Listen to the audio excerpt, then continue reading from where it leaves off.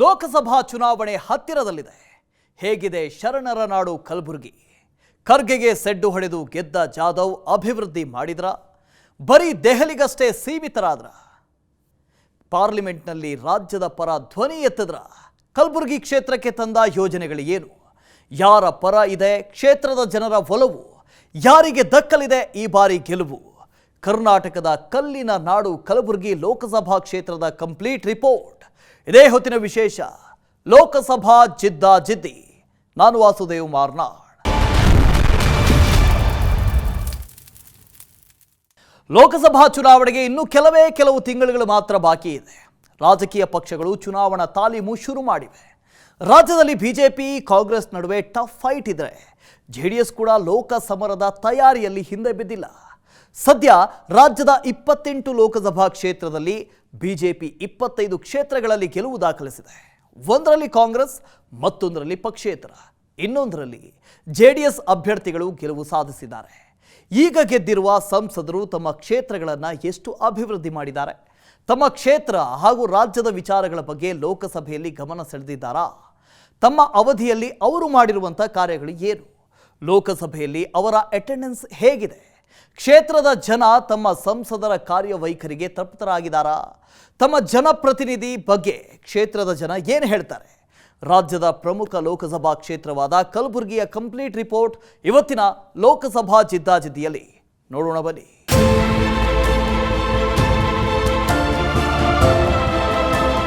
ಇತಿಹಾಸದ ಗತ ವೈಭವವನ್ನ ನೆನಪಿಸುವ ಕೋಟೆ ಕೊತ್ತಲಗಳು, ಬೃಹತ್ತಾದ ಕಲ್ಲಿನ ದಿಬ್ಬಗಳು, ಸಮೃದ್ಧವಾಗಿ ಬೆಳೆದು ನಿಂತು ನಳನಳಿಸುತ್ತಿರುವ ತೊಗರಿ ತೋಟಗಳು, ಶರಣರ ನಾಡು, ಸರ್ವ ಧರ್ಮಗಳ ಶಾಂತಿಯ ಬೀಡು ಇದು ಕಲಬುರಗಿ.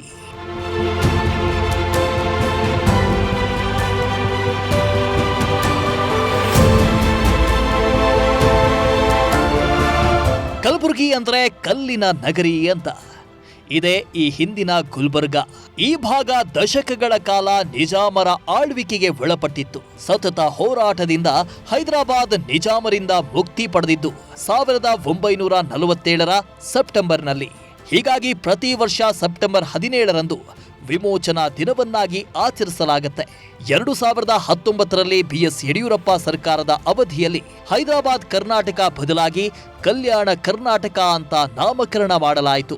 ಕಲ್ಯಾಣ ಕರ್ನಾಟಕ ಅಂದ್ರೆ ಮೊದಲು ನೆನಪಾಗುವುದೇ ಗುಲ್ಬರ್ಗಾ ಜಿಲ್ಲೆ, ಅಂದ್ರೆ ಇಂದಿನ ಕಲಬುರಗಿ.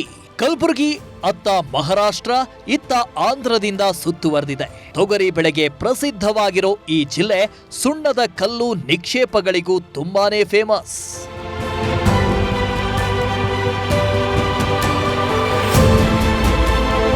ಕಲಬುರಗಿ ರಾಜ್ಯದಲ್ಲಿ ಅತ್ಯಂತ ಮೇರು ಸ್ಥಾನಕ್ಕೇರಿದ ಹಲವು ಮಂದಿಗೆ ರಾಜಕೀಯವಾಗಿ ಜನ್ಮ ಕೊಟ್ಟ ಕ್ಷೇತ್ರ. ಇಲ್ಲಿಂದ 2 ಸಿಎಂಗಳಾಗಿದ್ದಾರೆ. ಒಬ್ಬರು ವೀರೇಂದ್ರ ಪಾಟೀಲ್, ಮತ್ತೊಬ್ಬರು ಧರ್ಮ್ ಸಿಂಗ್. ಅಂದ ಹಾಗೆ ಕಲಬುರಗಿ 9 ವಿಧಾನಸಭಾ ಕ್ಷೇತ್ರಗಳನ್ನ ಒಳಗೊಂಡ ಲೋಕಸಭಾ ಕ್ಷೇತ್ರ. ಅದರಲ್ಲಿ ಕಲಬುರಗಿ ಗ್ರಾಮೀಣ, ಕಲಬುರಗಿ ಉತ್ತರ, ಕಲಬುರಗಿ ದಕ್ಷಿಣ, ಚಿತ್ತಾಪುರ, ಸೇಡಂ, ಚಿಂಚೋಳಿ, ಜೇವರ್ಗಿ, ಅಫ್ಜಲ್ಪುರ, ಆಳಂದ ವಿಧಾನಸಭಾ ಕ್ಷೇತ್ರಗಳನ್ನ ಹೊಂದಿದೆ.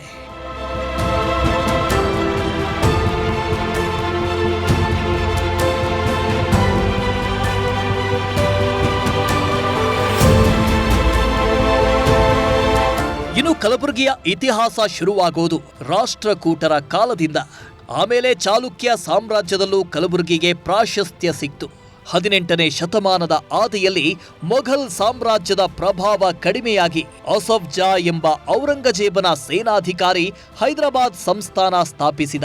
ಆಗ ಈ ಕಲಬುರಗಿ ಹೈದರಾಬಾದ್ ಸಂಸ್ಥಾನ ಸೇರಿತು. 1947ರಲ್ಲಿ ಭಾರತ ಸ್ವಾತಂತ್ರ್ಯ ಪಡೆದರೆ ಬೀದರ್, ಕಲಬುರಗಿ ಮತ್ತು ರಾಯಚೂರು ಜನರ ತೀವ್ರ ಹೋರಾಟದ ಫಲವಾಗಿ 1948ರ ಸೆಪ್ಟೆಂಬರ್ನಲ್ಲಿ ಹೈದರಾಬಾದ್ ಸಂಸ್ಥಾನ ಭಾರತ ಗಣರಾಜ್ಯವನ್ನ ಸೇರಿತು.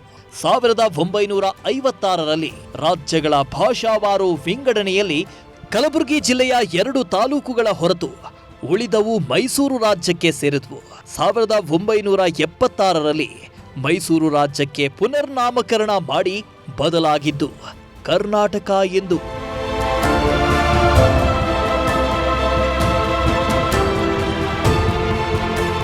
ಇನ್ನು ಕಲಬುರಗಿ ಲೋಕಸಭಾ ಕ್ಷೇತ್ರದ ಹಿನ್ನೆಲೆ ನೋಡೋದಾದರೆ ಇಲ್ಲಿಯವರೆಗೆ 19 ಲೋಕಸಭೆ ಚುನಾವಣೆಗಳು ನಡೆದಿವೆ.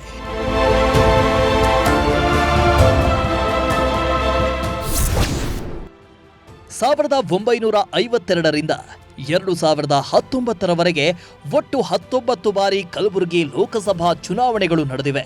ಅತಿ ಹೆಚ್ಚು ಬಾರಿ ಎಂದರೆ 16 ಸಲ ಕ್ಷೇತ್ರದಲ್ಲಿ ಗೆಲುವು ಸಾಧಿಸಿರೋದು ಕಾಂಗ್ರೆಸ್. ಇನ್ನುಳಿದಂತೆ ಬಿಜೆಪಿ 2 ಬಾರಿ ಹಾಗೂ ಜೆಡಿಎಸ್ ಒಮ್ಮೆ ಕಲಬುರಗಿಯಲ್ಲಿ ಅಧಿಕಾರ ಹಿಡಿದಿದೆ ಅಷ್ಟೇ.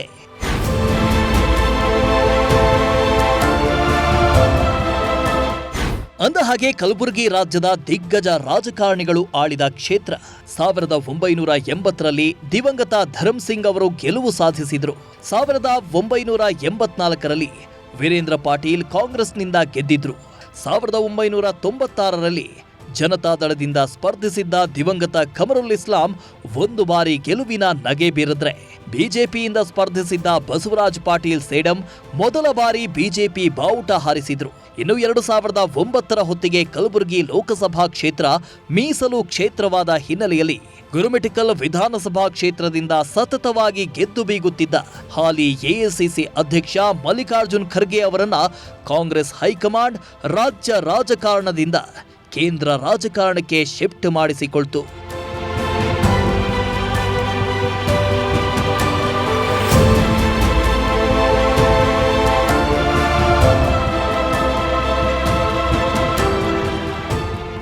ಎರಡು 2009ರಲ್ಲಿ ಮೀಸಲು ಕ್ಷೇತ್ರವಾಗಿದ್ದರಿಂದ ಕಲಬುರಗಿಯಿಂದ ಖರ್ಗೆ ಸ್ಪರ್ಧಿಸಿ ಮತ್ತೆ ಗೆಲುವು ಸಾಧಿಸಿದ್ರು. 2014ರಲ್ಲೂ ಗೆಲುವಿನ ಓಟ ಮುಂದುವರೆಸಿದರಾದರೂ ಪಕ್ಷದಲ್ಲಿನ ಭಿನ್ನಾಭಿಪ್ರಾಯ ಹಿನ್ನೆಲೆಯಲ್ಲಿ ಖರ್ಗೆಯವರ ಆಪ್ತರಲ್ಲೊಬ್ಬರಾದ ಇಂದಿನ ಹಾಲಿ ಸಂಸದ ಡಾಕ್ಟರ್ ಉಮೇಶ್ ಜಾಧವ್ ಕಾಂಗ್ರೆಸ್ ತೊರೆದು 2019ರಲ್ಲಿ ಬಿಜೆಪಿಯಿಂದ ಸ್ಪರ್ಧೆ ಮಾಡಿ ಗೆದ್ದರು. ಮೊದಲ ಪ್ರಯತ್ನದಲ್ಲೇ ಸೋಲಿಲ್ಲದ ಸರದಾರನನ್ನ ಸೋಲಿಸಿದ ಹೆಗ್ಗಳಿಕೆ ಬಿಜೆಪಿಯ ಉಮೇಶ್ ಜಾಧವ್ ಅವರದ್ದು.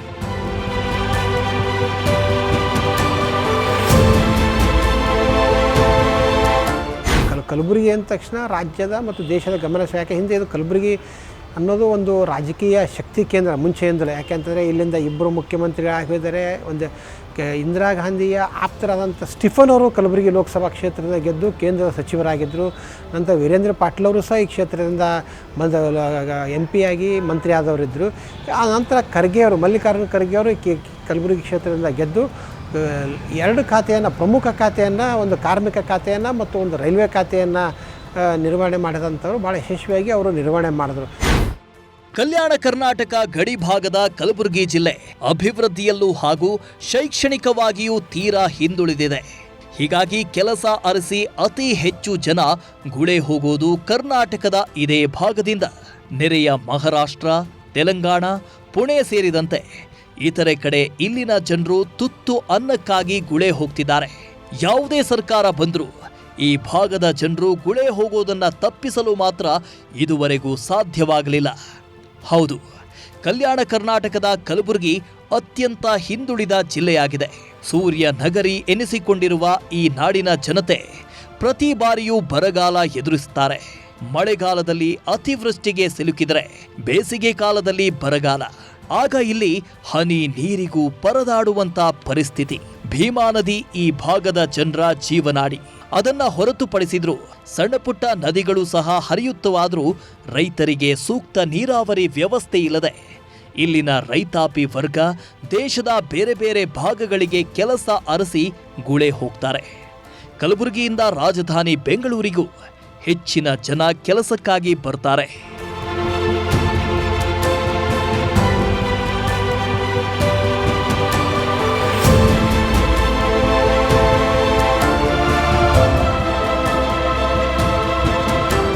ಇನ್ನು ಈ ಸಮಸ್ಯೆ ತಪ್ಪಿಸಲು ರಾಜ್ಯ ಸರ್ಕಾರವಾಗಲಿ ಕೇಂದ್ರ ಸರ್ಕಾರವಾಗಲಿ ಹೆಚ್ಚಿನ ಪ್ರಯತ್ನ ಮಾಡದಿರೋದು ದುರಂತ. ಈ ಭಾಗದಲ್ಲಿ ಕೈಗಾರಿಕಾ ಕೇಂದ್ರಗಳು ಆರಂಭಿಸಿ ಸ್ಥಳೀಯರಿಗೆ ಉದ್ಯೋಗ ಸಿಗುವಂತೆ ಮಾಡಿ ಅಂತ ಈ ಭಾಗದ ಜನರು ದಶಕಗಳಿಂದ ಹೋರಾಟ ಮಾಡುತ್ತಲೇ ಬಂದಿದ್ದು ಬೆವರು ಹರಿಸಿದ್ದಾರೆಯೇ ಹೊರತು ಕೈಗಾರಿಕೆಗಳು ಮಾತ್ರ ಈ ಭಾಗಕ್ಕೆ ಬರಲೇ ಇಲ್ಲ. ಕೈಗಾರಿಕೆಗಳನ್ನ ತರುವ ಛಾತಿಯನ್ನು ಈ ಭಾಗದ ಜನಪ್ರತಿನಿಧಿಗಳು ತೋರಿಸಿಲ್ಲ ಅನ್ನೋದೇ ದುರಂತ.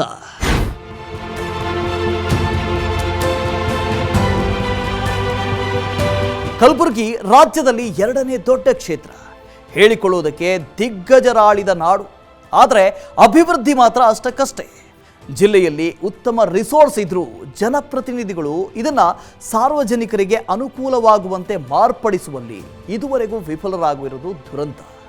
ರಾಜಕೀಯ ನಾಯಕರು ಅಭಿವೃದ್ಧಿ ಮರೆತು ಬರೀ ಕೆಸರೆರ ಚಾಟಕ್ಕೆ ಹೆಚ್ಚಾಗಿ ಈ ಕ್ಷೇತ್ರವನ್ನು ಮೀಸಲಿಟ್ಟುಕೊಂಡಿದ್ರಾ ಅನ್ಸುತ್ತೆ. ಇನ್ನು ಪ್ರತಿ ಬಾರಿ ಇಲ್ಲಿ ನಡೆಯುವ ಚುನಾವಣೆಯಲ್ಲಿ ಜಾತಿ ಲೆಕ್ಕಾಚಾರದ ಆಧಾರದಲ್ಲಿ ಅಭ್ಯರ್ಥಿಗಳನ್ನ ನಿಲ್ಲಿಸೋದು ವರ್ಕೌಟ್ ಆಗತ್ತೆ ಅಂತಾನೆ ಹೇಳಲಾಗ್ತಿದೆ. ಇನ್ನು ಕಲಬುರಗಿ ಲೋಕಸಭಾ ಕ್ಷೇತ್ರದ ಜನಸಂಖ್ಯೆ ನೋಡೋದಾದ್ರೆ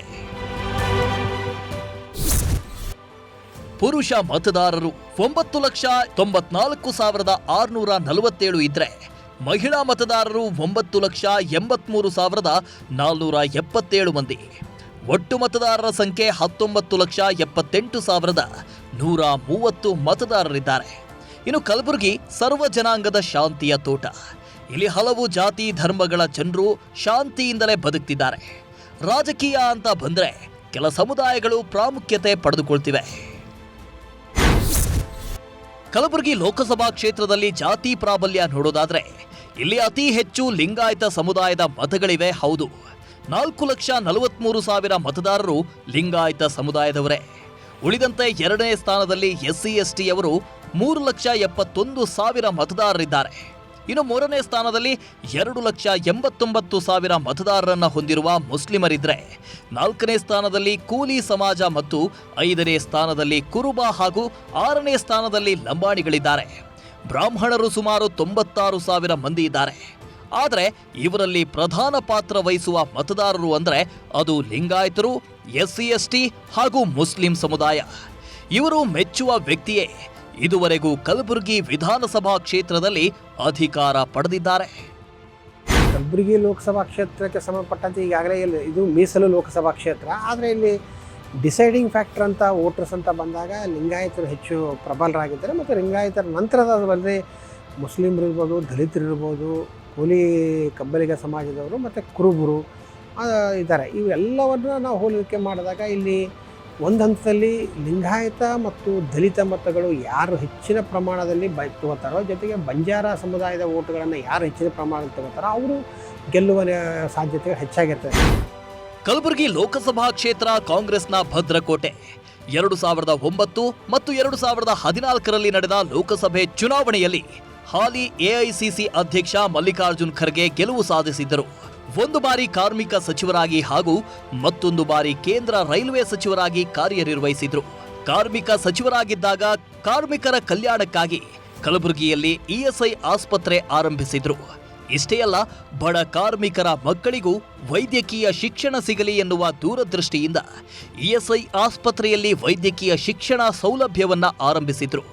ಇನ್ನು ಕೇಂದ್ರ ರೈಲ್ವೆ ಸಚಿವರಾಗಿದ್ದಾಗ ಕಲಬುರಗಿಯಲ್ಲಿ ರೈಲ್ವೆ ವಿಭಾಗೀಯ ಕೇಂದ್ರ ಸ್ಥಾಪಿಸಲು ಸಾಕಷ್ಟು ಪ್ರಯತ್ನ ಪಟ್ಟರಾದರೂ ಕೇಂದ್ರ ಸಚಿವರಾಗಿದ್ದರೂ ಕಲಬುರಗಿಗೆ ರೈಲ್ವೆ ವಿಭಾಗ ತರುವಲ್ಲಿ ಸಫಲರಾಗಿರಲಿಲ್ಲ.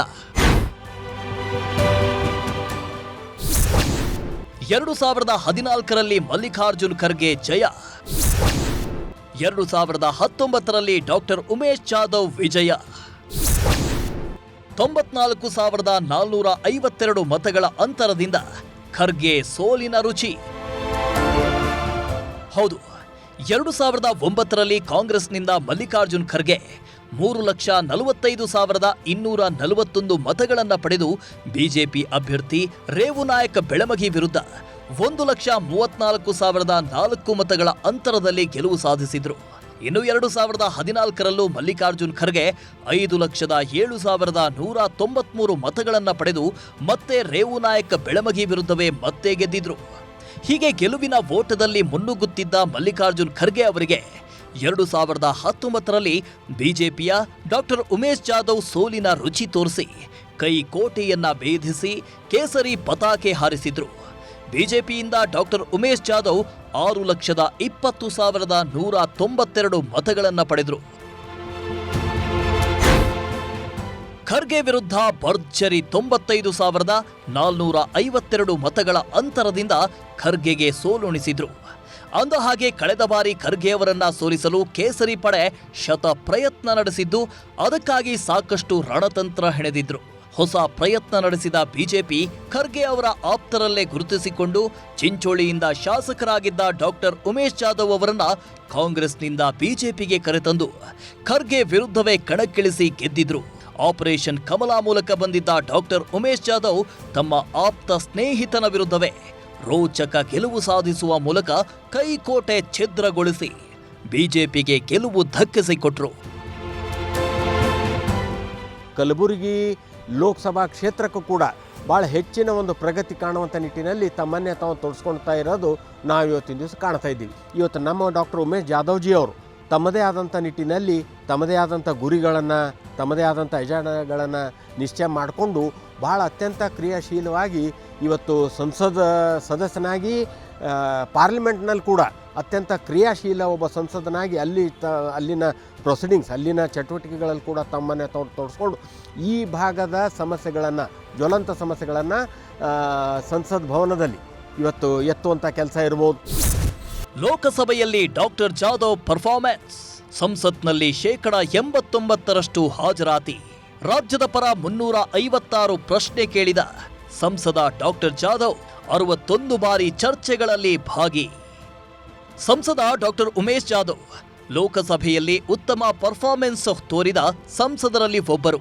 ಇದುವರೆಗೂ 89% ಲೋಕಸಭಾ ಕಲಾಪಗಳಲ್ಲಿ ಭಾಗಿಯಾಗಿರುವ ಇವರು ರಾಜ್ಯದ ಪರ 356 ಪ್ರಶ್ನೆಗಳನ್ನು ಕೇಳಿದ್ದಾರೆ. ಹಾಗೆ 61 ಚರ್ಚೆಗಳಲ್ಲಿ ಪಾಲ್ಗೊಂಡು ರಾಜ್ಯದ ಹಲವು ಯೋಜನೆಗಳಿಗೆ ಮನವಿ ಮಾಡಿರುವ ಹೆಗ್ಗಳಿಕೆ ಸಂಸದ ಡಾಕ್ಟರ್ ಉಮೇಶ್ ಜಾಧವ್ ಅವರದ್ದು.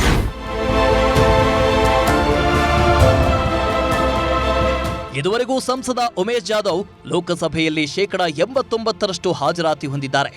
ಇನ್ನು ಸಂಸತ್ನಲ್ಲಿ ಬರೋಬ್ಬರಿ 356 ಪ್ರಶ್ನೆಗಳನ್ನು ಕೇಳುವ ಮೂಲಕ ರಾಜ್ಯ ಹಾಗೂ ಕಲಬುರಗಿ ಕ್ಷೇತ್ರದ ಅಭಿವೃದ್ಧಿಗಾಗಿ ಧ್ವನಿ ಎತ್ತಿದ್ದಾರೆ. 61 ಬಾರಿ ಚರ್ಚೆಯಲ್ಲಿ ಭಾಗಿಯಾಗಿದ್ದಾರೆ ಕೂಡ.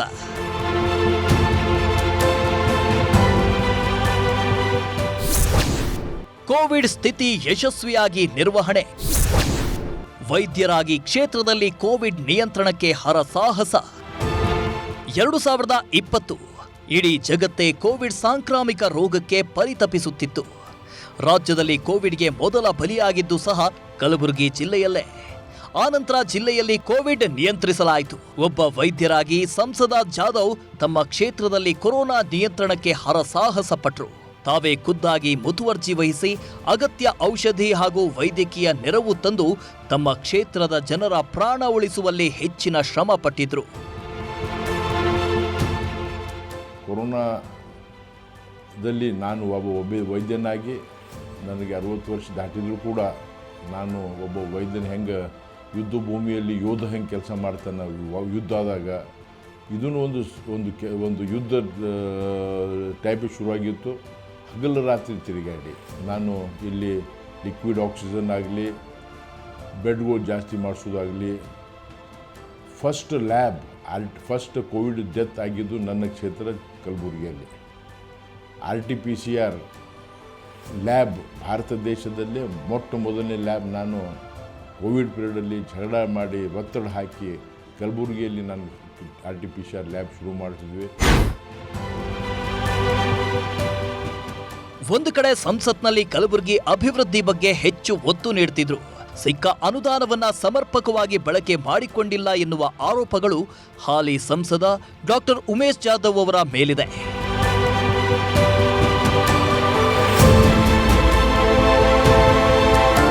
ಗ್ರಾಮ ಪಂಚಾಯತಿಯಲ್ಲಿ ಸಮರ್ಪಕವಾಗಿ ಉದ್ಯೋಗ ಖಾತ್ರಿ ಯೋಜನೆ ಜಾರಿ ಮಾಡಿ ಜನರಿಗೆ ಕೆಲಸ ಒದಗಿಸಬೇಕಾಗಿತ್ತು. ಇಲ್ಲಿರ್ತಕ್ಕಂಥ ಮಾನ್ಯ BJP MP ಸಾಹೇಬರು ಬರೀ ಅವ್ರ ಮ್ಯಾಗ ಕೇಂದ್ರ ಸರ್ಕಾರ ಮ್ಯಾಗ ರಾಜ್ಯ ಸರ್ಕಾರ ಮ್ಯಾಗ ಕಾಂಗ್ರೆಸ್ದವರು JDSದವರು ಅವ್ರು ಏನೂ ಮಾಡ್ತಾ ಇಲ್ಲ, ಅಧಿಕಾರಿಗಳು ಏನೂ ಮಾಡ್ತಾ ಇಲ್ಲ ಅಂತೇಳಿ ಬರೀ ಅವ್ರ ಕಡೆ ಮಾಡಿ ತೋರಿಸ್ತಾ ಇದ್ದಾರೆ. ಆದರೆ ನಿಜವಾಗಿ 4 ವರ್ಷವಾಗಿ ನೀವು ಆಯ್ಕೆ ಆದ್ರಿ, ಮತ್ತೆ ನೀವು ಮುಂದಿನ ಸಲ BJPಯಿಂದ ತಯಾರಲ್ಲಿ ಇದ್ದೀರಿ. ಆದರೆ ನಿಮ್ಮ ಆಯ್ಕೆ ಏನಿದೆ ಜನರ ಭರವಸೆಗಳು ಎಲ್ಲ ಹುಷಿಯಾಗಿವು. ಯಾಕಂದರೆ ಒಂದೇ ಒಂದು ಟ್ರೈನ್ ರೈಲ್ವೆ ಸೌಲಭ್ಯ ಬಗ್ಗೆ ಇವತ್ತೇ ಎಲ್ಲ ಪತ್ರಿಕೆಯಲ್ಲಿ TV ಮಾಧ್ಯಮದಲ್ಲಿ ಬತ್ತು. ಯಾವುದೂ ಹೊಸ ಯೋಜನೆಗಳು ಕಲಬುರಗಿ ಜಿಲ್ಲೆಗೆ ಬಂದಿಲ್ಲ, ಯಾವುದೇ ಕಂಪ್ನಿಗಳು ಬಂದಿಲ್ಲ, ಕೈಗಾರಿಕೆಗಳು ಬಂದಿಲ್ಲ.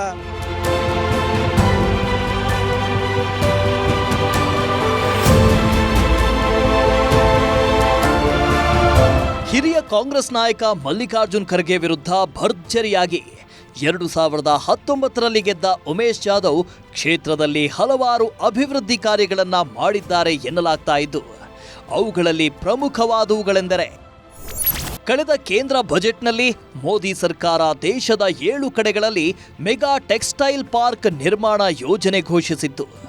ಅದರಲ್ಲಿ ಕಲಬುರಗಿಗೂ ಒಂದು ಮಂಜೂರಾಗಿದೆ. ಸಂಸದರು ಪ್ರಯಾಸಪಟ್ಟು ತಮ್ಮ ಕ್ಷೇತ್ರಕ್ಕೆ ಮಂಜೂರು ಮಾಡಿಸಿಕೊಳ್ಳಲು ಸಫಲರಾಗಿದ್ದಾರೆ. ಇನ್ನು ಈಗ ಕಾಮಗಾರಿ ಚಾಲನೆಯಲ್ಲಿದ್ದು ಇದರಿಂದ ಜಿಲ್ಲೆಯಲ್ಲಿ ಸುಮಾರು 1 ಲಕ್ಷ ಮಂದಿಗೆ ನೇರ ಉದ್ಯೋಗ ಸೃಷ್ಟಿಯಾಗಲಿದೆ. ಇನ್ನು ಕ್ಷೇತ್ರಕ್ಕೆ ಜಲಜೀವನ್ ಮಿಷನ್ ಯೋಜನೆಯಡಿ 1,000 ಕೋಟಿ ರೂಪಾಯಿ ಮಂಜೂರಾಗಿದೆ. ಕಲಬುರಗಿಯಲ್ಲಿ ಸೀಸನಲ್ ರೈಲ್ವೆ ಪಾಸ್ ಕೌಂಟರ್ ತೆರೆಯಲಾಗಿದೆ. ಹಾಗೆ ಅಮೃತ್ ರೈಲ್ವೆ ನಿಲ್ದಾಣ ಯೋಜನೆ ಅಡಿ ಕಲಬುರಗಿ, ಶಾಬಾದ್ ಮತ್ತು ವಾಡಿ ರೈಲ್ವೆ ಸ್ಟೇಷನ್ ಅಭಿವೃದ್ಧಿಗೆ ಕೇಂದ್ರ ಸರ್ಕಾರ ಸುಮಾರು 100 ಕೋಟಿ ರೂಪಾಯಿಗಳನ್ನು ಮಂಜೂರು ಮಾಡಿದ್ದು ಕಾಮಗಾರಿ ಪ್ರಗತಿಯಲ್ಲಿದೆ. ಇನ್ನು ಈ ಸಾಲಿನ ಲೋಕಸಭಾ ಸದಸ್ಯರ ಪ್ರದೇಶಾಭಿವೃದ್ಧಿಯಲ್ಲಿ ಮಂಜೂರಾಗಿರುವ ನಿಧಿಯಲ್ಲಿ 2.5 ಕೋಟಿ ರೂಪಾಯಿಯಲ್ಲಿ 1.97 ಕೋಟಿ ರೂಪಾಯಿಯನ್ನ ಸಂಸದರು ವಿವಿಧ ಅಭಿವೃದ್ಧಿ ಕಾಮಗಾರಿಗಳಿಗೆ ಖರ್ಚು ಮಾಡಿದ್ದಾರೆ.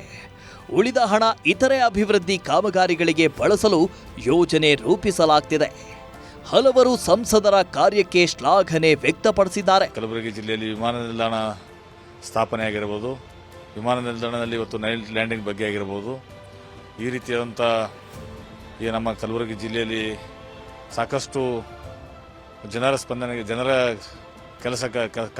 ಕೆಲಸಗಳಿಗೆ ಸ್ಪಂದನೆ ಮಾಡುವಂಥ ಕೆಲಸ ಅವರು ನಿರಂತರವಾಗಿ ಒಬ್ಬ ಸಂಸದನಾಗಿ ಜನರಿಟ್ಟಂಥ ವಿಶ್ವಾಸಕ್ಕೆ ಸ್ಪಂದನೆ ಮಾಡುವಂಥ ಕೆಲಸ ಡಾಕ್ಟರ್ ಉಮೇಶ್ ಜಾಧವ್ ಅವರು ನಿರಂತರವಾಗಿ ಮಾಡ್ಕೊಂಡು ಬರ್ತಾರೆ.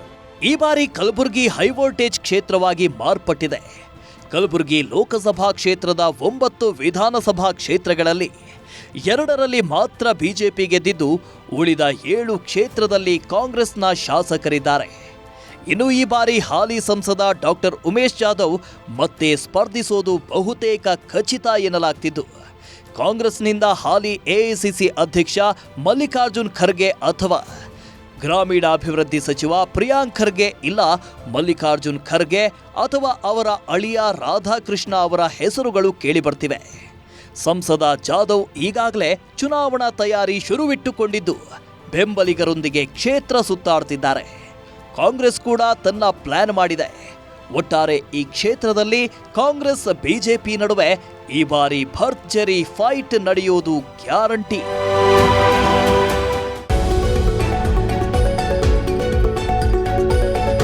ಪ್ರತಿ ಕ್ಷಣದ ಸುದ್ದಿಗಳಿಗಾಗಿ ವಿಸ್ತಾರ ನ್ಯೂಸ್ ಆಪ್ ಡೌನ್ಲೋಡ್ ಮಾಡಿ.